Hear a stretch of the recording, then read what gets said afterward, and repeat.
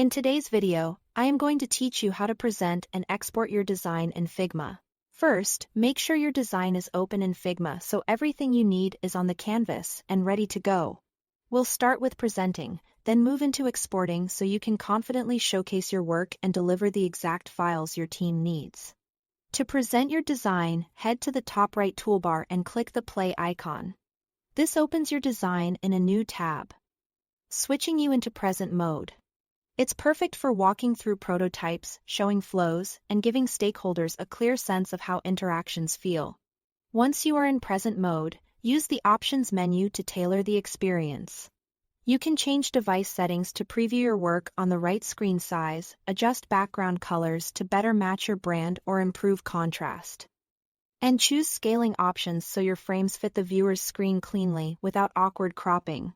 When you are ready to present to others, use Figma's built-in sharing and collaboration tools. Click Share to invite others to view or edit your file, depending on what level of access they need.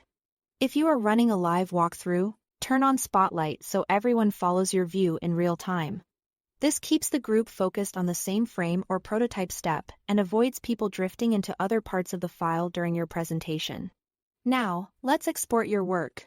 Select a frame, group, or object on the canvas. Then look to the right-hand panel for the Export section. Click the plus button to add export settings and choose the format that best fits your use case. SVG is ideal for icons and vector graphics that need to stay sharp at any size. PNG or JPG works well for images and high-fidelity screen captures. Choose PNG if you need transparency, or JPG for smaller file sizes. PDF is best for multi-page documents, presentation decks, or when you need a shareable, print-friendly output. Set your scale to control resolution. Use 1x for standard screens, 2x for Retina and other high-density displays. Or type a specific dimension like 512W when you need a precise width. For more control, click the three dots in the Export section to access advanced options. Here you can ignore overlapping layers when you want a clean cutout. Or include bounding boxes if that makes alignment and placement easier downstream. And that's it. Thanks for watching.